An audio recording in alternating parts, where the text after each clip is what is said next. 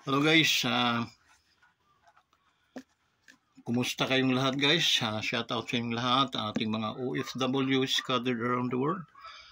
And sa ating mga viewers, no? Sa ating mga solid kawanders, shout out sa inyong lahat, no?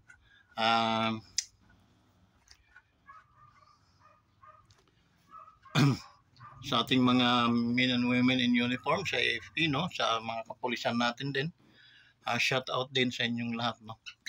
Ating mga relatives, kaibigan, mga kamag-anak, lahat ng sa aking buhay, no, ay aking sinashoutout sa tanghaling ito.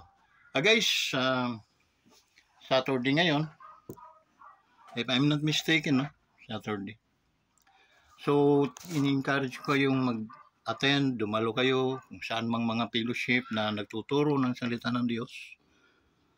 Kayo ay dumalo, bigyan nyo ng pagkakataon palagi ang ating Panginoon sa inyong mga buhay. Because the Bible says is man shall not live by bread alone.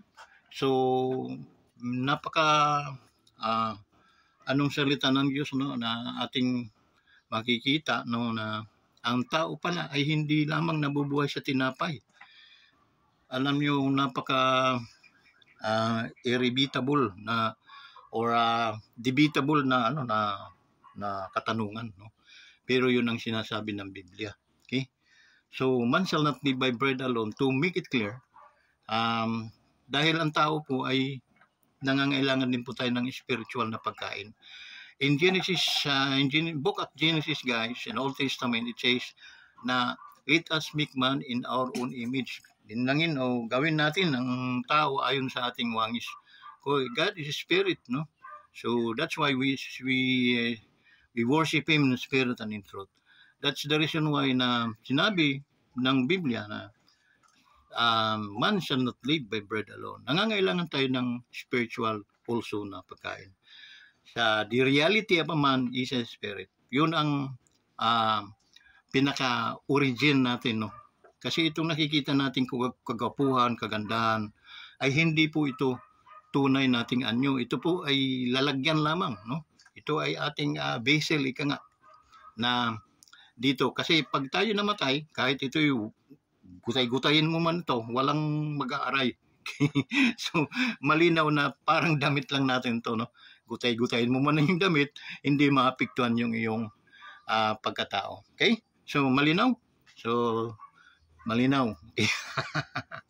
So, I challenge you to having a fellowship kahit saan, no? Basta they are teaching full gospel, okay? That Jesus is Lord, that Jesus is alive, no?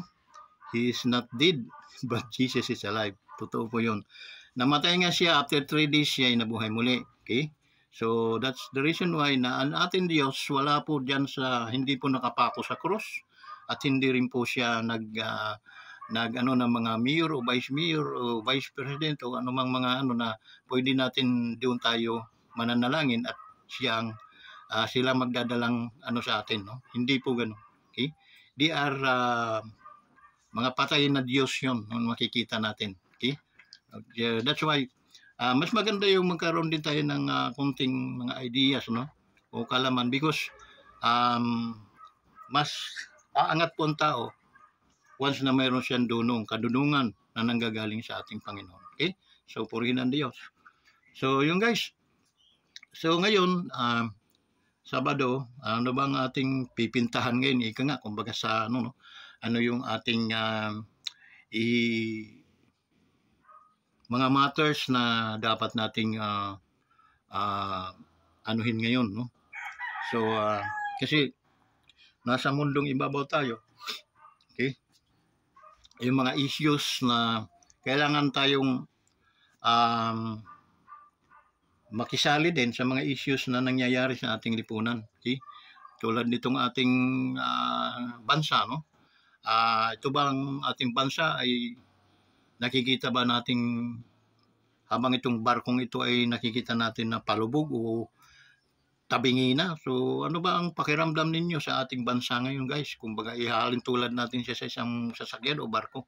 Ano ba ang inyong maiko-comment? O comment lang ninyo kung ano yung ano ninyo sa ating bansa, okay?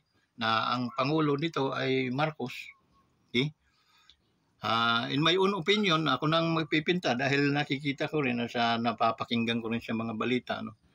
Medyo nakita natin sa magti-3 years na panunungkulan ng BBM, no. Wala pong magandang pundasyon na inano ang Pangulong BBM, no, sa ating bansa. Hindi ko alam dahil unang-una, hindi ganyan ang aking pagka-analyze sa kanya. That's the reason why binuto namin yon si Bongbong Marcos, no, at saka si Vice Inday. Okay? Magsisihan man tayo, wala pong mangyayari. Okay? So what we need to do is to gamutin, no, o tulungan kung ano ba ang dapat nating gawin bilang mamamayang Pilipino. Okay? So para sa akin, no, mas makapangyarihan kasi yung panalangin ng bawat isa doon sa mga naniniwala. Okay? Sa may mga relihiyon din, hindi ko naman kayo tinutulik siya kung ano mga relihiyon nyo na inaakala nyo ay doon kayo ligtas ika nga sa inyong pakiramdam. Ngunit ang sa kabilang banda ay isa lang po ang ating Savior. It is the Jesus Christ, no. In John chapter 3 verse 16 it says that for God so loved the world that He gave His only. Okay? The Bible nag-ano diyan nung only begotten Son. Okay? Nag-iisa niyang anak. Okay? For God so loved the world that He gave His only begotten Son, that whosoever believe on Him should not perish, but have an everlasting life. Wow! Ang sarap, guys. Yun po ang kapalit. Okay? Yung everlasting life for every human creature like you and me. Okay? If you believe that Christ is save your life, okay, and then you are automatically born again today. Okay, so if you confess to your mouth, okay, that Jesus is your Savior, magkakaroon ka ng buhay na walang hanggan. Okay, so that's the love of God, the unlimited love of God. Okay, diba? Napakaganda. So yun. Balik tayo sa issues ng ating ang ating ngayon paksa, no. Yung ating tema ay yung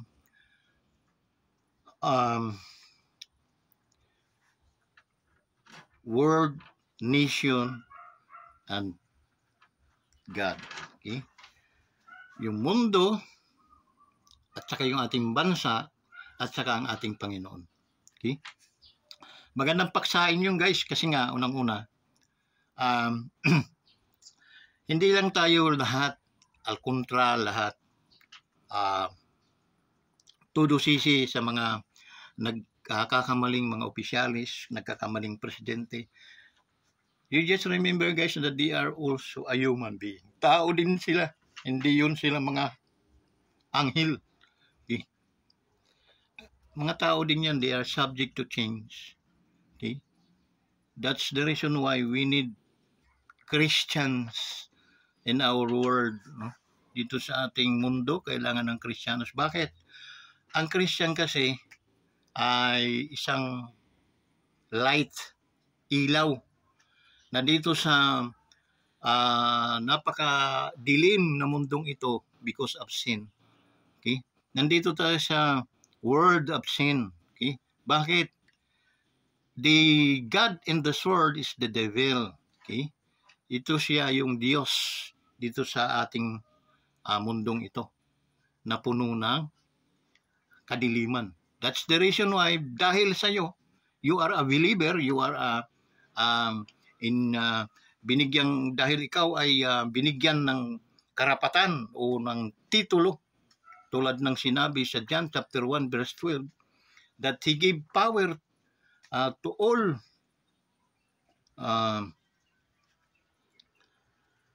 believers, no, to all, diba?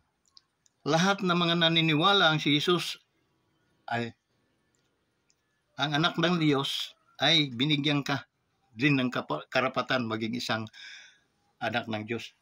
He give power to become the sons of God to those. Okay? John chapter, babasahin natin para at least sigurado tayo. Minsan mahirap manghula, no? Akala nila wala tayong Biblia. May Biblia din tayo, guys. Okay? We have a Bible. So, akala nila Gideon pa ito, guys. Ito. Ano yan sinabi natin? John chapter 1 verse 12. Where are you, John?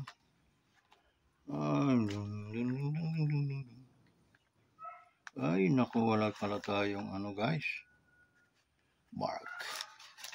Wala tayong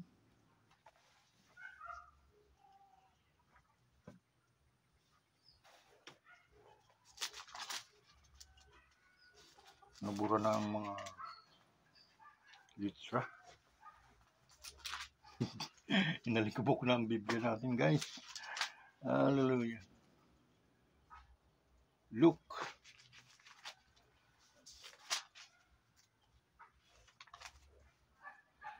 Ito.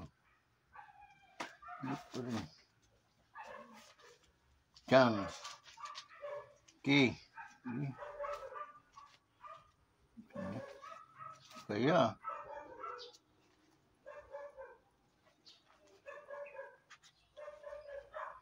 John chapter 1 verse 12, sabi dito, guys.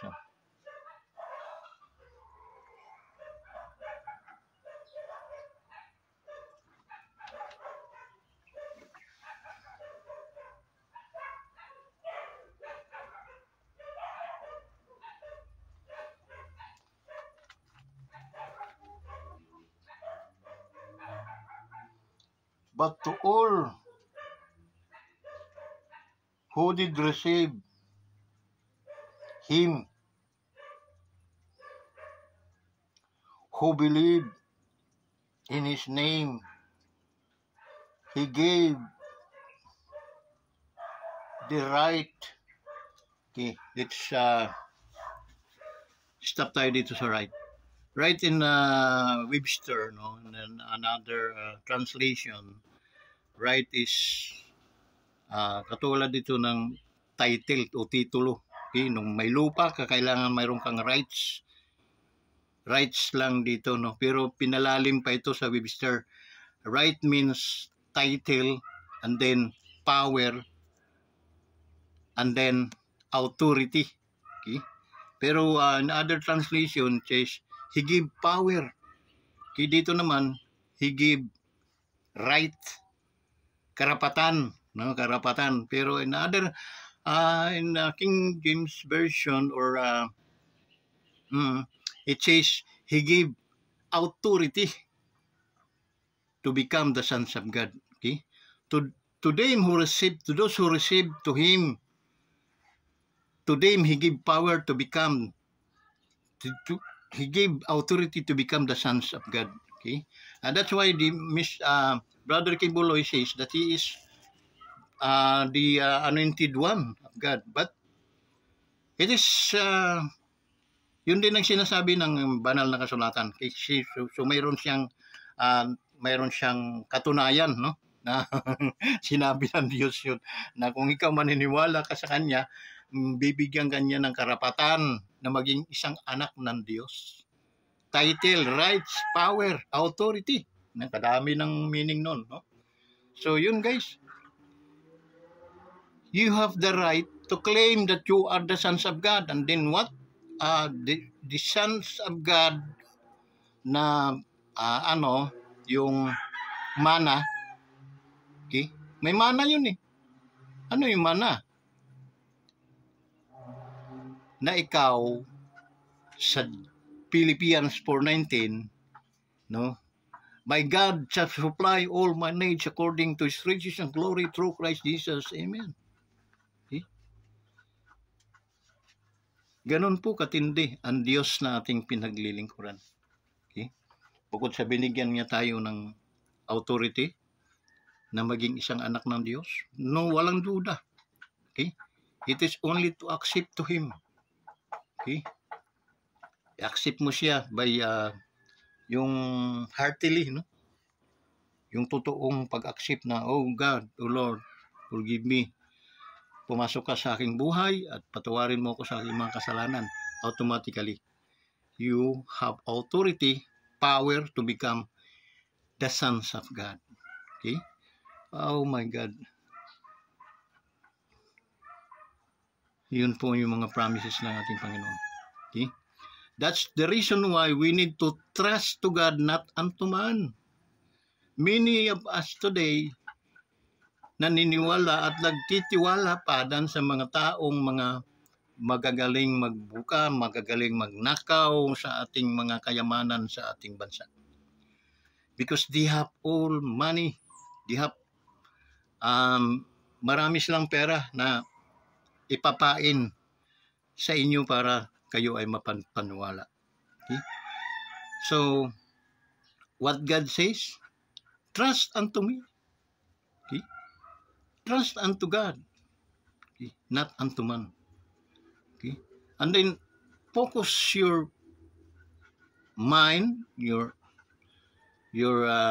focus ka sa paningin sa Panginoon, because sabi ni Timothy, ni Apostle Paul, look unto Jesus because He is the author and the finisher of your faith. Not man, not your president, not your vice president, etc., etc., not your mayor, congressman, no of them. Okay? But focus your mind to our God. Okay? Because He has everything. What you need is God. Kaya kang i-provide ng Panginoon. Okay? Because of what He's promised to us. Yun ang kanyang promise, no? Kanyang yoke na ipapadala sa atin na hindi mabigat, guys. Hallelujah.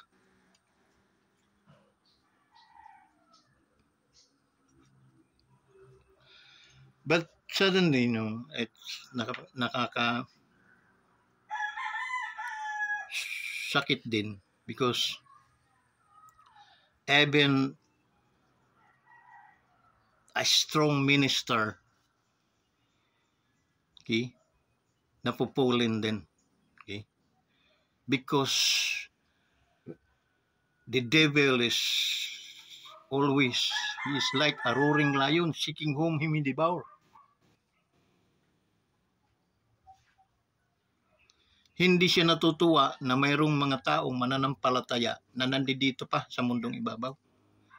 He wanted na makita niya na ang lahat ng mananampalataya ay puro ng mga bugis, puro ng mga plastic. Ika nga. Mayroong akong kwento, guys. Nung isang masquerade ball, no? Yung aanyo sila kung anong mga maskara ang gusto nila. May maskara ni Diablo, may nagsuot ng gorilla, may nagsuot naman ng mukhang dragon, may nagsuot naman ng anyo talaga ni Diablo, no? Pula mata, tapos may sungay. Ganun ang kanyang costume na napili. So, may premyo kasi kaya kailangan suotin mo yun. Isang gabi, isang hapon, mayroon naman isang grupo ng mga Kristiyano. Kristiyano sila, no? Kasi yun ang kanilang, Kristiyano sila. Christian Gospel. Kaya ngayon, isa to siya na nag-ano sila, yung Bible study. Okay? Kasi sa mga services namin nung araw, guys, 3, no, sa isang linggo. meron kaming Wednesday midnight ay ang tawag noon, yung Wednesday service meron kami sa gabi, and then Friday, okay? So and then Sunday, yun sa isang linggo 3 beses kami nagsiservice, and then Sunday ako nagsiservice ako 2 times pa. Okay, now naglalakad yung suot na niya kasi nga excited na siya kasi may premyo eh. Laki ng premyo guys, isang kabang bigas at saka isang bisikleta. So yun ang premyo sa mananalo. Ang ganda ng costume niya, no? Diablo talagang dating. Pula mata, tapos may sungay, guys. Eh di ito na. Hindi naman na guys, na yung umambon. Eh di naisipan nitong dadalo ng costume na sumilong. Mayroong naka-usling bintana. Sumilong siya. Hindi niya alam, paglingon niya, nagkakantahan. Tapos hanggang sa tinawag na yung pastor ng MC. Dinig niya kasi nasa labas naman siya. May kurtina lang na pero half lang yung curtains. Pagdating ng panahon guys, na matagal-tagal na niya, ayaw talagang yun. Nanaampesa na siya. Pinagpag niya. Kasi parang wala ng ulan. Pagpag niya guys, napunta yung pinagpag niya sa loob ng simbahan doon sa sa kapilya. Pag ng kapilya guys, ang teaching naman, ang topic naman ng pastor na itinuturo ay the face, yung mukha ni Diablo. Natamamsikan dahil pinagpag nung yung kanyang kasi aalis na siya ulit. Na ambon na piyasan yung mga nanimba, di na palingon. Paglingon nila, tamang-tama naman pastor sabi, ang mukha ni Diablo ay ganito. Paglingon nila nung nakita nila si Diablo sa bintana, sumilip. Kasi nagtaka nga yung ano kaya to? Takbuhan yung nagulan tayo mga member. Pati yung pastor ng laki mata. Ay di ang ginawa nung nag-costume, pumasok siya dahil bukas naman yung pinto. Pasok siya.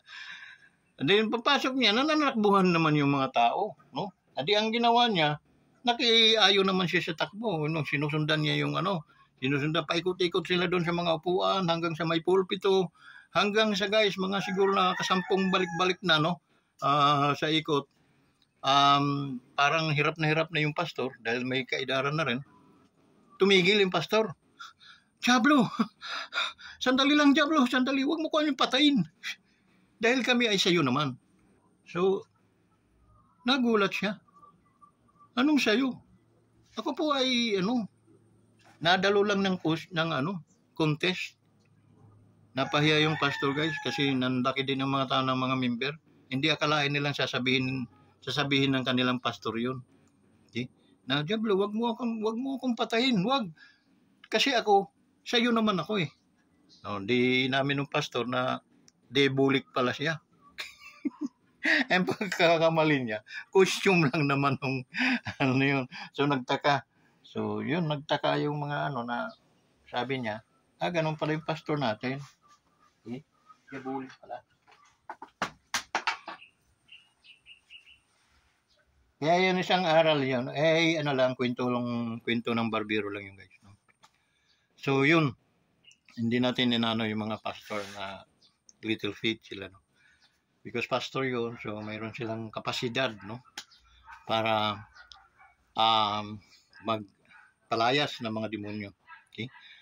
So yun, isang aral guys na hindi lahat ng mananampalataya ay sa Panginoon. Okay? Lumalabas sa bandang huli, dulo ng iyong buhay, ang iyong totoong pagkatao. Okay? Kumpara pa sa ginto, tubog ka lang, no? Tinubog lang tayo sa ginto, pero tunay natin ay tayo ay pansi, piki, scam. So yan guys, sana mag-ingat tayo sa mga pakana o mga stroke no ginagamit ni Diablo no. Sa minsan nakuratan lang ba tayong nagulat lang tayo tapos tayo ay kumampi na kay Diablo no. So there's no weapon na hinanda para umano sa atin no. Walang mga armas na pwedeng makayari sa atin. Kaya yan ang pangako ng Diyos. And then greater is He na nasa atin kaysa nasa mundong ibabaw na ito. Okay. So yun guys. So ganon, sana may nakunan kayo ng kunting kaalaman na without God, we are nothing. Without Jesus, you are nothing guys. Okay? So back to God. Kung wala ka ng Kristo sa buhay mo, okay, just try to bow down again, return to Jesus, return to your Father, and then ask forgiveness to Him, and He will forgive you. Okay? Huwag kang maniwala na hindi ka patatawarin ng Diyos. Patatawarin ka ng Panginoon. He loves you so much, guys. And that's the reason why na binigay niya ang kanyang sarili, ang kanyang bugtong na anak para sa iyo at sa akin. Okay? Sumabat kayo sa kunting panalangin nito. Panginoong Hesus, maraming salamat sa kaligtasan na pinagkaloob mo sa akin. Patawarin mo ko sa aking mga kasalanan. Pumasok ka sa aking buhay at gagawin kitang Panginoon at tagapagligtas sa aming kaluluwa. Maraming salamat o Diyos sa mga pagpapala. Sa pangalan ni Jesus, ako'y nagpapasalamat. Amen. Kung yun ay sinabi mo at sumabay ka sa aking panalangin, ngayon mismo ikaw ay isang born again. Okay? So, ganun lang kasimple maging isang born again guys. And to turning back to your sin, ask forgiveness to the Lord, and then God is able to forgive you. Okay? No matter man kaano kalaki ang iyong kasalanan, okay? He is faithful to forgive you. Amen. So, thank you so much guys. And then sa susunod na linggo ulit tayo. May mga pagkakataon na bibigay sa atin ng Panginoon. And then regarding naman sa ating mundo, sa ating bansa at sa ating Panginoon, relation sa Panginoon, we need to pray always because God, the devil is always seeking seeking whom he devour, no? Nagpaikot-ikot lang siya. And then his ministry is in John chapter 13 verse 10, the thief cometh not but for to steal, to kill, and to destroy. Yan po ang kanyang ministeryo na nagmumonopoli hanggang ngayon. Noon sa aming kapanahonan at hanggang ngayon, yung pa rin ang kanyang istay. Bulok na yun. May mga pamamaraan na tayong paano tulugsain, paano kubiran, paano natin harangan ang mga style ni Diablo. Maraming salamat o Diyos sa hapong ito. Pagpalain mo nawa ang ating mga kapatiran ng ating mga minister na magmi-ministeryo bukas. Sangkapan mo sila o Diyos ng kaalaman, kadudungan. At huwag matakot na ituro ang katotohanan, ituro ang ang banal na Espiritu Santo paano magmonopoli sa bawat buhay ng isang Kristiyano. O Diyos, ikaw nakakaalam sa aming mga buhay. Salamat. At mayroong Jesus, mayroong si Kristo na aming tagapagligtas. At ang aming gabayan sa aming buhay ngayon, noon at magpakailanman. Maraming salamat Ama sa pangalan ni Jesus. Amen. So, guys, God bless you all. Kindly like and share to our YouTube channel. Sabay-sabay po tayong, yun, yung mga naka-thumbs up, no? Alam ko may mga cellphone kayo dyan, mga ating OFWs, mga kapatiran kong mga Kristiyanos, hawak cellphone, and then sabay-sabay tayong mag-likes. Okay? Please, likes this video para marami, and then share ninyo para marami makapanood nito. Maraming salamat sa pangalan ni Jesus. Amen.